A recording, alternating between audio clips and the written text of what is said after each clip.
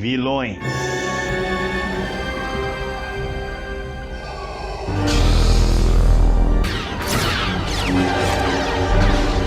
Numa boa história, o protagonista, o herói ou a heroína sempre passa por provações e dificuldades ao longo da sua jornada até atingir os seus objetivos. Mas, para uma história ser realmente grandiosa, essas dificuldades e provações no caminho do herói tem que incluir um vilão. E no vídeo de hoje nós vamos conhecer mais sobre esses personagens que amamos odiar.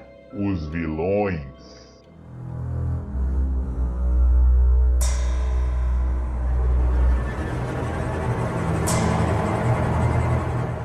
Sejam bem-vindos a mais um episódio do canal Bravo. O meu nome é Caio Bravo, eu sou escritor, roteirista e amo criar bons vilões. Toda história, seja ela de um livro, de um filme, de um jogo ou de uma canção, tem um protagonista, e para resumir bem aqui a gente vai chamar de o nosso herói. E esse protagonista sempre está em busca de alguma coisa nessa história, é o que faz a gente acompanhar a caminhada até descobrir se ele vai conseguir isso ou não. Mas se o nosso herói conseguisse o seu objetivo, conseguisse essa coisa logo assim de cara, sem dificuldade nenhuma, a história não teria graça nenhuma. Então, sabiamente, há sempre alguém para botar muitas dificuldades no caminho do nosso herói até o seu objetivo.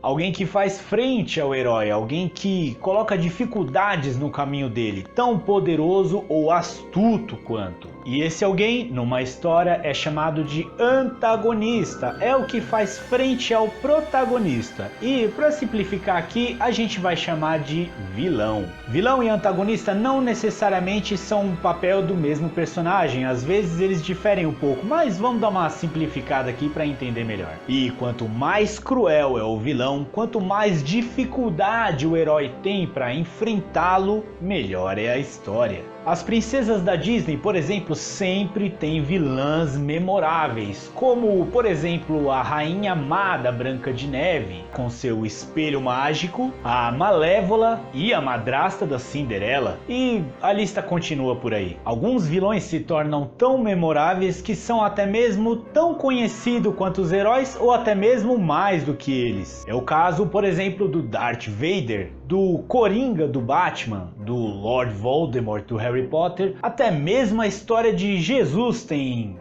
bem, o diabo. Esse acho que é o maior vilão de todos os tempos. Histórias incríveis sempre têm vilões incríveis. Essa é quase uma regra da criação de histórias. Os vilões têm que botar a vida dos heróis em risco. Eles têm que fazer da sua jornada o mais difícil possível. São os vilões que transformam as pessoas comuns em heróis e heroínas. No livro O Barão de Monte Cáspio, por exemplo, a heroína Adana tem que enfrentar um vilão poderoso que transformou a vila em um caos absoluto. Spoiler, o vilão é o Barão. Bem, na verdade acho que isso não é spoiler, porque tá na capa do livro. Mas não é tão simples assim. Antes o Barão era um homem querido e adorado pelo povo, até a noite da chegada de uma misteriosa mulher de vermelho. Será então que o Barão é mesmo o grande vilão por trás da destruição da aldeia de Monte Cáspio? Clica aqui no link da descrição e descubra por si mesmo, se você tiver coragem. Como eu disse na descrição, eu sou escritor e roteirista. Resumindo, eu sou um criador de histórias. E eu já criei vários tipos de vilões, desde aqueles mais bobos, por assim dizer, para histórias infantis, até vilões densos e macabros, com grandes motivações perversas. Pessoalmente, eu gosto mais dos vilões clássicos, aqueles que são maus por serem maus, aqueles que são perversos, psicopatas, cujo objetivo é a destruição ou dominação mundial. qual? É aquele típico vilão que mata cachorro, aquele típico que você odeia. Mas ultimamente eu tenho visto um movimento na cultura que pede por vilões um pouco diferentes. Vilões com histórias complexas, histórias tristes que muitas vezes fazem até o espectador entender o lado deles. No filme Pantera Negra, por exemplo, o grande vilão Killmonger ficou bastante conhecido por ter um objetivo plausível. Eu diria até mais do que isso, ele tinha uma motivação necessária.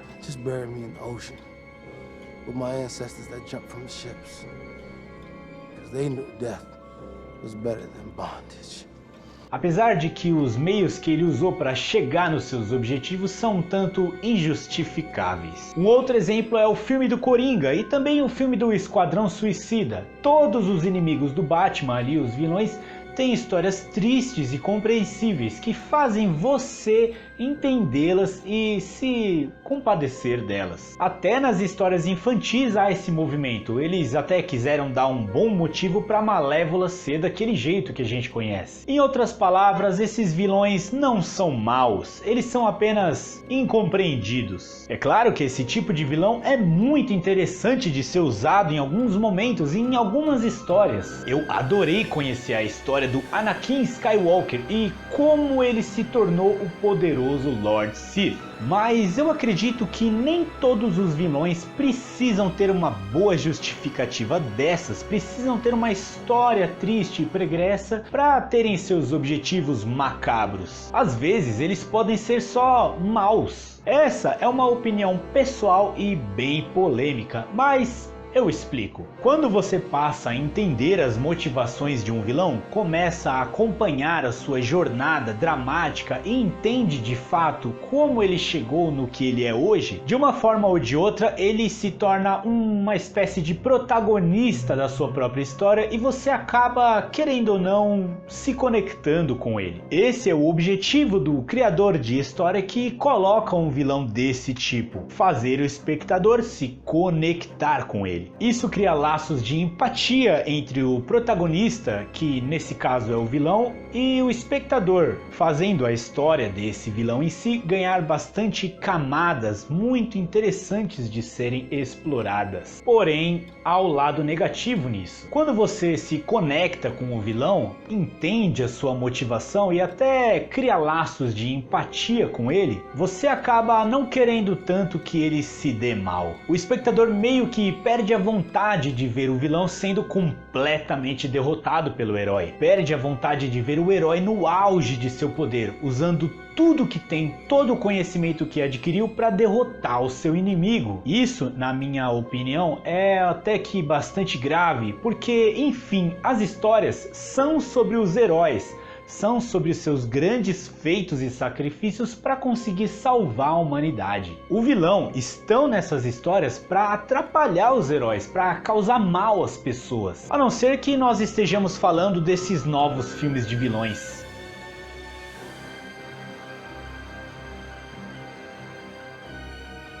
Arlequina, Coringa, Venom, Malévola, meu malvado favorito.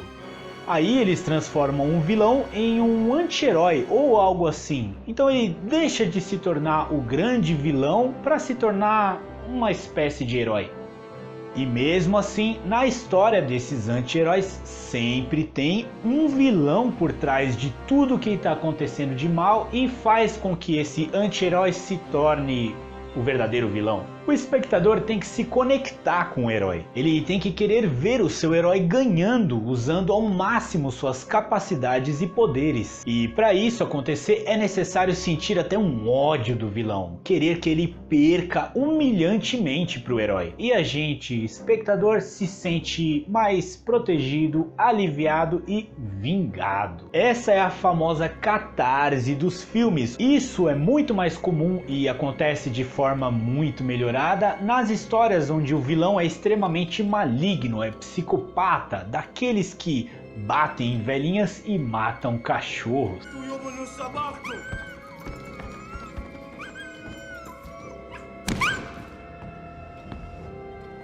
No filme Vingadores Guerra Infinita, por exemplo, o grande vilão Thanos tinha até que uma intenção boa ao destruir metade do universo. Seu objetivo era a paz universal, para que ninguém mais sofresse com fome, desnutrição e guerras como ele sofreu quando era criança, por mais que os meios que ele utilizou para isso sejam horríveis. Mas para ter aquela grande catarse do filme, onde os heróis usam tudo que tem para derrotar o Thanos de forma humilhante, para massacrar ele e a gente se sentir vingado, no filme Vingadores Ultimato, a outra versão de Thanos do outro universo queria destruir metade do universo simplesmente porque sim, simplesmente porque ele era mau. Ele chega até a dizer isso no filme do Capitão América, que seria por puro prazer. I thought by eliminating half of life, the other half would thrive. I know what I must do. I will shred this universe down to its last atom.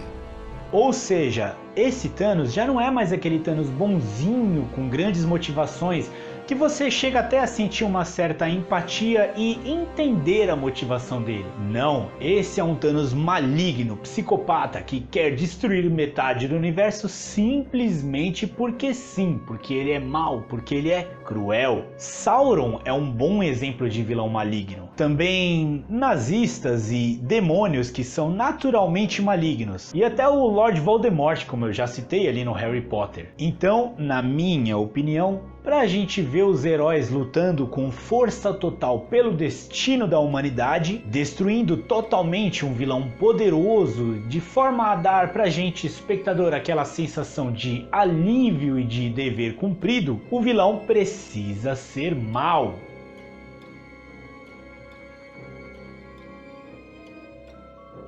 E você, qual o seu tipo de vilão favorito? Você gosta da Cruella, da Malévola, que tem suas histórias completamente explicadas e tentando manobrar para que a sua maldade seja na verdade incompreensão? Ou você gosta daqueles vilões clássicos que são maus mesmos, que são psicopatas? Deixa aqui nos comentários qual é a sua opinião. Muito obrigado por ter ficado até aqui. Curta esse vídeo, comenta, se inscreva no canal para eu chegar logo a 1 milhão de inscritos e até o próximo vídeo.